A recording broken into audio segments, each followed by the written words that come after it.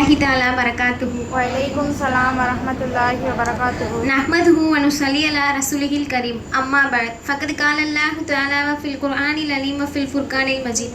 அஊது பில்லாஹி மினஷ் ஷைத்தானிர் ரஜீம். பிஸ்மில்லாஹிர் ரஹ்மானிர் ரஹீம். அளவற்ற அல்லாஹ்வினும் நிகரற்ற அன்புடையோனுமாகிய அல்லாஹ்வின் திருப்பெயரை கொண்டு ஆரம்பம் செய்கிறேன்.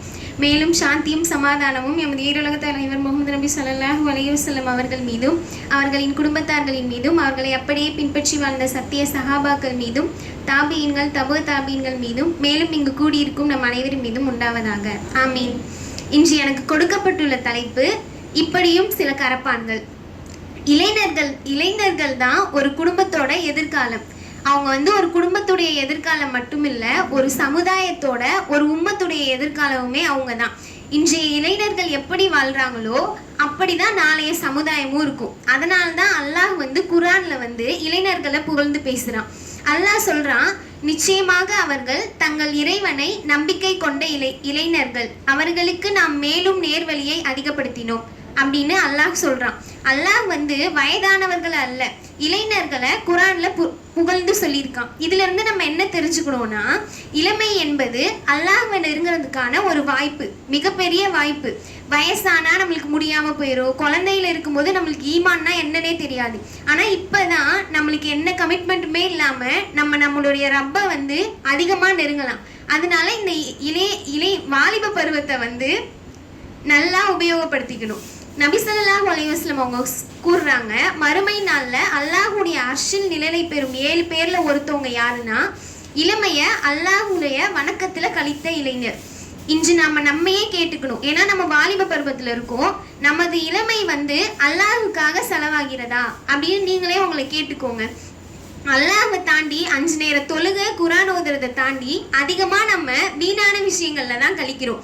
இல்லைனா மொபைல், சமூக ஊடகம், விளையாட்டு, வீண் பொழுதுபோக்கு ஆகியவற்றை கொண்டுதான் செலவழிக்கிறோம். நபி ஸல்லல்லாஹு அலைஹி வஸல்லம் அவங்க சொல்லியிருக்காங்க, 5 விஷயங்கள் வருவதற்கு முன்னாடி 5 விஷயங்களை பயன்படுத்தி கொள்ளுங்க அப்படின்னு. அதுல ஒண்ணு முதுமை வருவதற்கு முன்னாடி உங்கள் இளமையை பயன்படுத்திக்கோங்க அப்படின்னு சொல்லியிருக்காங்க. இளமை அப்படின்றது மீண்டும் கிடைக்காத ஒரு அருட்கொடை. பணத்தை இழந்துட்டோமா, காசு போயிடுச்சுன்னா திரும்ப சம்பாதிச்சுக்கலாம். உடம்பு சரியில்லாம போச்சுன்னா நம்மளுக்கு அல்லாஹ் ஷிஃபாவை கொடுத்துருவான். ஆனா நம்மளுக்கு இளமை போயிடுச்சு, நம்மளுக்கு வயசாயிடுச்சு அப்படின்னா திரும்ப நம்மளால அந்த டீனேஜ்க்கு வர முடியுமா? நிச்சயமா வர முடியாது. அதனாலதான் ஒவ்வொரு இஸ்லாமிய இளைஞனும் அவனுடைய நேரத்தை தொழுகை, குர்ஆன், நல்லொழுக்கம், பெற்றோருக்கு பணிவிடை செய்யறது, சமூகத்திற்கு நல்லது செய்யறது, இந்த மாதிரி விஷயங்களை கழிச்சு நம்மளுடைய மறுமைக்கான அந்த நன்மையை இப்பயே நம்ம சேர்த்துக்கணும். குறிப்பா இந்த இளைய சமுதாயத்திலேயே நம்ம சேர்த்துக்கணும். இஸ்லாமிய இளைஞர்களுக்கு ஒரு மிகப்பெரிய முன்மாதிரியா நம்ம பிலால் ரலியல்லாஹு அன்ஹு அவங்கள சொல்லலாம். அவங்க இஸ்லாத்தை ஏற்ற போது அவங்க வயதானவங்களோ அன்குலோ கிடையாது. அவங்க ஒரு டீனேஜ் பாயா தான் இருந்திருக்காங்க. அவங்களுடைய எஜமானர் அவங்களை கடுமையா சித்திரவதை செஞ்சாங்க. மதீனாவுல அல்ல, மக்காவுடைய அந்த பாலைவன மணல்ல கொளுத்தும் வெயில்ல படுக்க வச்சு மார்பின் மேல ஒரு பெரிய பாறையை வச்சு, முகமதை மறந்துரு, அல்லாஹ் இல்லைன்னு சொல்லு, அப்படின்னு சிலைகளை ஏற்றுக்கொள்ளு அப்படின்னு அவங்களை சித்திரவதை செஞ்சிருக்காங்க. அப்படி இருக்கும் போதும் அந்த பிலால் ரலியல்லாஹு அவங்க ஒரே ஒரு வார்த்தையை தான் திரும்ப திரும்ப சொன்னாங்க, அஹது அஹது அப்படின்னு சொல்லி. அவங்க என்ன சொன்னாங்கன்னா, இதை விட உங்களை கோவப்படுத்துற வார்த்தை வேற ஏதாச்சும் இருக்குமா? இருந்தா நான் அதை கூட சொல்லுவேன். ஆனா எனக்கு இந்த அஹதுன்ற வார்த்தையை தவிர வேற தெரியல. என்னுடைய ரப்பு ஒருவன் அப்படின்ற வார்த்தை தான் உங்களுக்கு கோவப்படுத்தும்னா அதை நான் திரும்ப திரும்ப சொல்லுவேன், என் ரப்பு ஒருவன் தான் அப்படின்னு ஈமானுக்காக அவ்வளவு சித்திரவதையை அனுபவிச்சாங்க.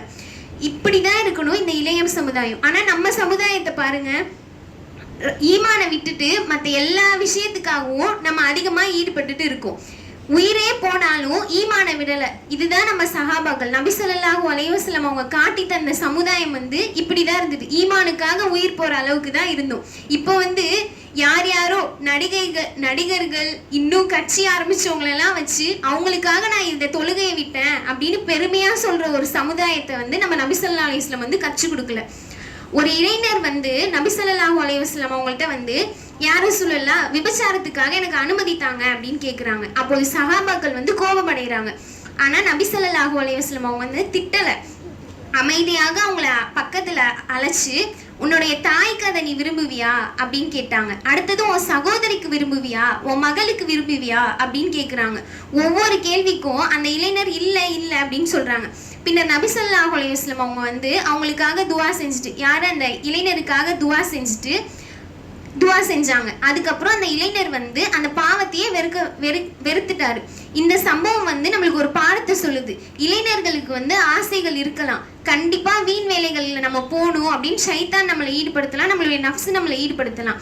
ஆனா அதை வந்து நம்மளோட ஈமான், அறிவு, இன்னும் அல்லாஹ்வுடைய பயத்தால அந்த வீண் வேலைகள் எல்லாம் நம்ம விட்டுறணும், நம்மளுடைய நஃப்ஸை கட்டுப்படுத்தணும். இப்போ டாபிக் வருவோம். இப்படியும் சில கரப்பான்கள். இளைஞர்களை பத்தி சொல்லிட்டு அப்படியே டாபிக் போறேன் சார். இப்படியும் சில கரப்பான்கள். இப்ப இந்த சிஜேபி பத்தி எல்லாருக்குமே தெரிஞ்சிருக்கும். ஃபுல்லா ஜென்சி நடுவுல அப்படியே செம ஃபேமஸா இருக்காங்க, எல்லாருக்கும் தெரியும் தானே. இன்ஸ்டா ஓபன் பண்ணா, எஃபி ஓபன் பண்ணா எல்லாத்துலயுமே அவங்க தான்.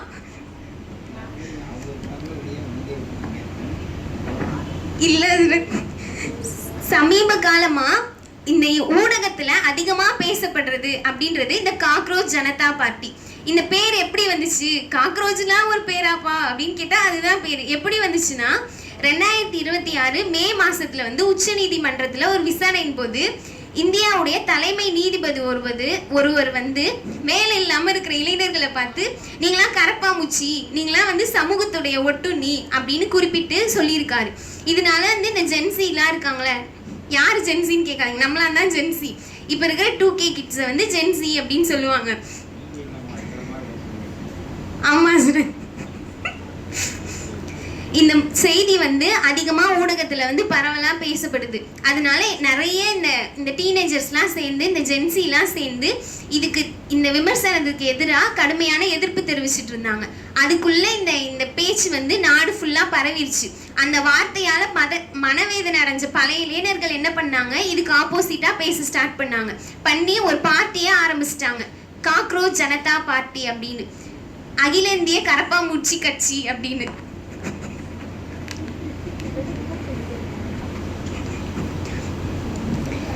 அதே பேரே எங்களுக்கு அடையாளமா மாற்றி இதை வந்து நாங்க சிஜேபி அப்படின்னு ஒண்ணு ஆரம்பிச்சிட்டாங்க.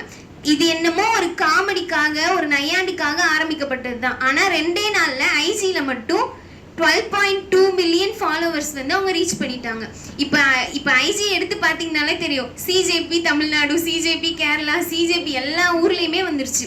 அந்த அளவுக்கு வந்து இந்த சிஜேபி அப்படின்றது ஆயிடுச்சு. இது எதுக்காக இந்த தலைப்பு கொடுத்தாங்கன்னா, இளைஞர்களோட அந்த சக்தியை நீங்க வந்து பார்க்கணும். இளைஞர் நினைச்சா என்ன வேணா பண்ணலாம் அப்படின்றது இது இருக்கு. ஆரம்பத்துல இது சமூக ஊடகங்கள்ல வந்து ஒரு நகைச்சுவையா, மீம்ஸா தான் ஆரம்பிச்சிச்சு. ஆனா சில நாட்கள்லயே லட்சக்கணக்கான இளைஞர்கள் வந்து இதுல சேர ஆரம்பிச்சிட்டாங்க. இதுல இருக்கிறது யாருன்னா, மாணவர்கள், வேலையில இருக்கிறவங்க, வேலை வாய்ப்பு தேடுறவங்க, அப்புறம் இந்த தேர்வு நீட்காக, இன்னும் இந்த சில எக்ஸாம்காகலாம் ப்ரிப்பேர் பண்ணிட்டு இருக்கவங்க, இவங்களாம் தான் வந்து ஜாயின் பண்ணி இந்த ஒரு இதுவே வந்து பெரிய சமூக இயக்கமா மாறிடுச்சு. இந்த இயக்கத்துல கலந்து கொண்டவங்க இப்ப ப்ரொடெஸ்ட் பண்ணாங்க, எல்லாருக்குமே தெரியும்ல, டெல்லியில. அவ்வளோ இது பண்ணது எதுக்காகனா, தேர்வுத்தாள், இந்த நீட் தேர்வுத்தாள் கசிஞ்சதுக்கு, வேலை வாய்ப்பு, கல்வி முறையில சீர்திருத்தம் வேணும், இந்த மாதிரி இளைஞர்களோட இந்த ஜென்சியுடைய குரல் கேட்க வேணும் அப்படின்றதுக்காக தான் இவங்க இந்த இயக்கத்தையே ஆரம்பிச்சு அந்த போராட்டத்தையே பண்ணாங்க. அதனால அந்த கல்வித்துறை அமைச்சரே வந்து அவருடைய வேலையை ராஜினாமா பண்ணிட்டாரு. இந்த அளவு ஒரு பவர் உள்ளது தான் இந்த இளைஞர் சமுதாயம். இந்த நம்மளுடைய இளைஞர் சமுதாயத்தை வந்து நம்ம இளமையை வந்து அல்லாஹ்வுக்காகவும் நம்மளுடைய உம்மத்துக்காகவும் நம்ம பயன்படுத்திக்கணும். அல்லாஹ் அந்த கிருபை நம் அனைவருக்கும் தந்தருள் புரிவானாக. வாஹிரு தஹ்வானா அல்ஹம்துலில்லாஹி ரப்பில் ஆலமீன். அஸ்ஸலாமு அலைக்கும் வரஹ்மத்துல்லாஹி தஆலா பரகாத்துஹு.